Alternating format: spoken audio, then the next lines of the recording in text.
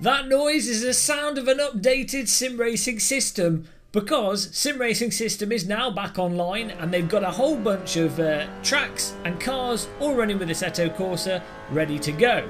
Make sure that you click on the download link and download all the content, because some of the new series are using mod cars and mod tracks.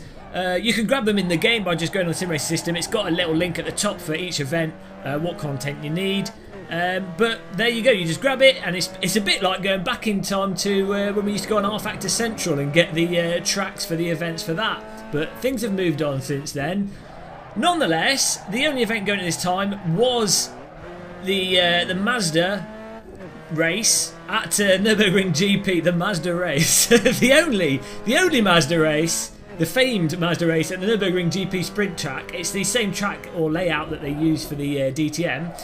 And this was my first real opportunity to actually jump into this car in anger and just put some laps in whilst actually trying to drive fast. So it was really nice to actually get in this car.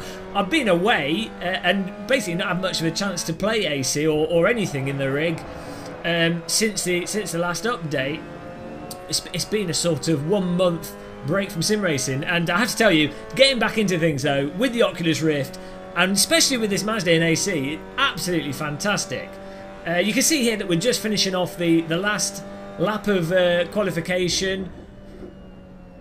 Getting to grips with that last chicane. The guy in front losing it. He was trying to put in his last lap, but he didn't quite control it. If you nip the curb on the outside of the fast chicane, it's not really it's normally the NGK chicane, but it's the cut-off version. If you happen to nip the curbs, your car can get into a bit of an oscillation, and it can be a bit of a nightmare, a handful to regain control. But if you thread it on through like a granny threading a needle before knitting a jumper, all is good, and it's a very satisfying corner, especially in this Mazda. So let's skip to the race, because you don't want to see qualifying. That's a bit boring. And here we are on the start finish line at the Nürburgring GP track in the Mazda Cup car. Revving the engine a bit.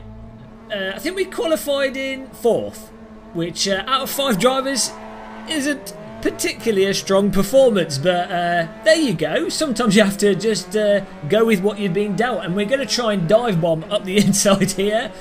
Why not? When you've got drivers that are faster than you, the only way to get in front is to try and dive bomb past him on the first couple of corners. I wouldn't recommend it, but sometimes you've got to put your balls to the felt and just go all in. And almost got through there, almost barged our way through, but we lost that place. And now we've got to cover off the inside from the guy behind. He's darted to the right. And I think this is where we make a little bit of a mistake. We accidentally downshifted to second a bit too fast, a bit too hard. Generally that corner is a third gear corner and you can flow through it. I don't know what I was trying to do. And we're in 5th. Good start there. So we're going to try and work our way forwards, but this gives us a nice opportunity to look at the car models and enjoy them in front of us. And you know, there's nothing quite like looking at the back end of a Mazda Cup car. So, as I said, this vehicle is absolutely fantastic, and with us not having been able to do sim racing, it's really nice to jump straight back into a car that's so well balanced, and surprisingly, for a Kunos car, for an Assetto Corsa car, it actually sounds really good. It really adds to the immersion. The engine note is really in tune.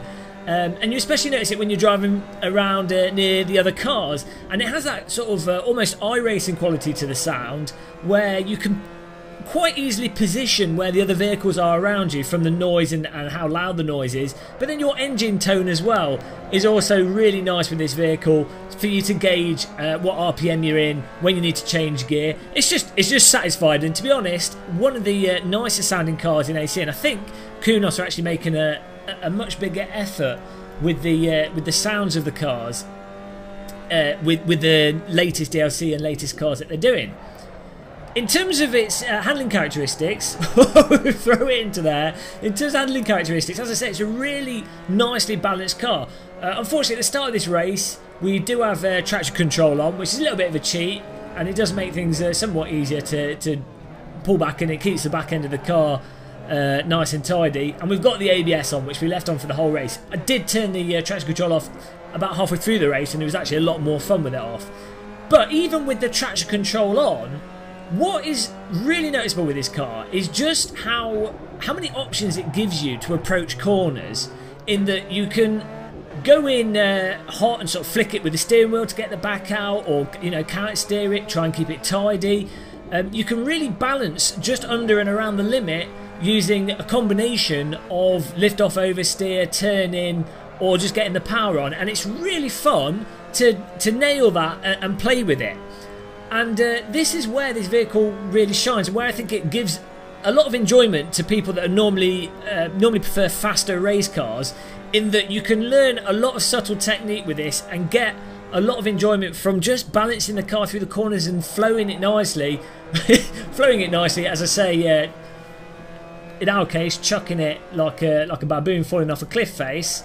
But the satisfaction there, when you do nail the corner, you can feel it in the force feedback, you can feel the weighting of the tyres and the loading of the vehicle and the mass. And then you've got the choice, as I say, of the throttle, the steering and the brakes. It all just comes together to make something that's absolutely extraordinary. It's the sort of gourmet meal of a car. It does everything at a slow pace. I mean, it's not a fast car, but it does everything really nice. It's a well-rounded meal. It's a good pub meal of a car. As we go into the second lap here, see we've got a bit of a problem with being taken out. I'm not sure if that's because we closed the door a bit too much.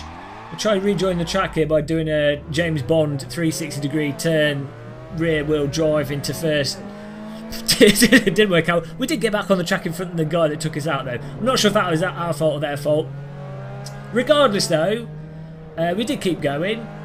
I felt, even though this was a 5-car race, and even though we were pootling a bit slow, it's a nice opportunity to, as I say, get back into the car and sort of try and drive it fast and get to grips with it. We'll definitely be doing another race in this, and hopefully with a full grid on sim racing system. This with 15 cars will be absolutely superb. But yeah, it was just so fun just driving this car and just doing some close driving with other people.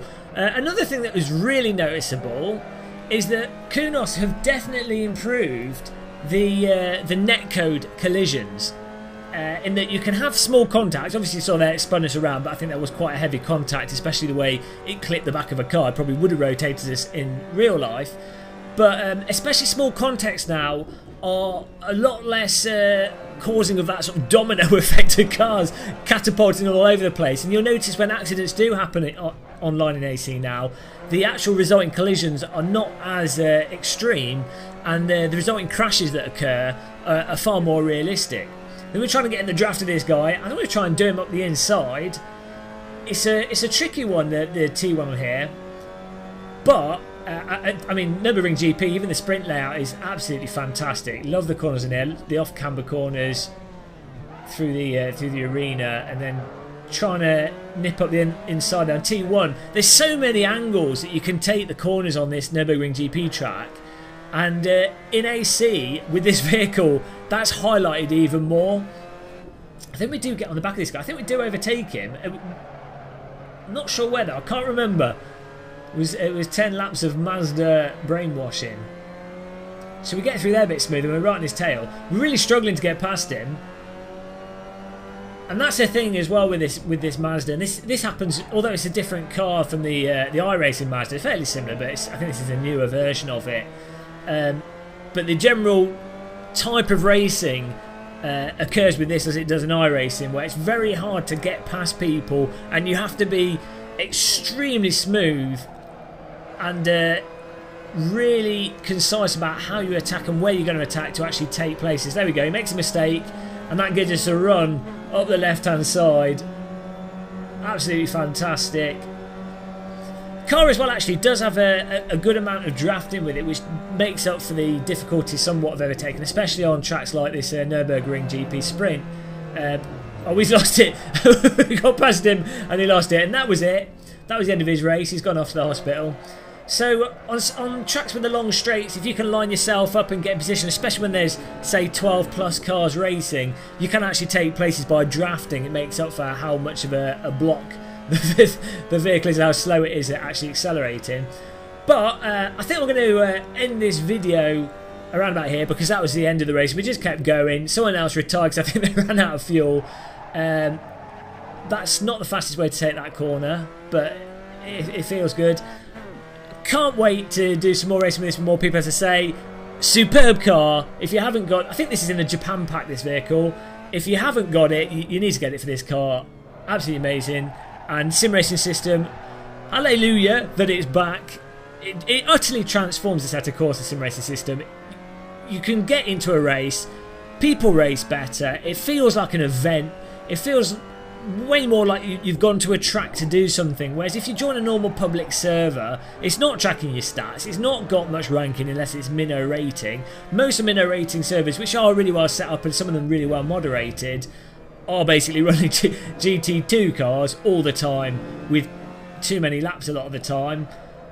Where sim racing system, you know, you've got defined races on the hour, fantastic content that they've fixed, that they've chosen, good amount of laps, in this case a 10 lap race, with full grid. This is going to be absolutely superb. We'll probably stream this as well, but really good. I'm so excited to get back in sim racing with the VR as well, unbelievable. So, if you enjoyed this, look at that threading through the corner. If you enjoyed this, don't forget to subscribe and like. Follow us on Twitch. We'll stream on there. We're going to be streaming to both Twitch and YouTube because we found a website that will send a stream to both of them. So we'll be on there. So follow us on YouTube, subscribe to YouTube, follow us on Twitch. I will see you in the next video we do. Thanks for watching this. Fantastic car by Kunar, sim race system, awesome. Goodbye.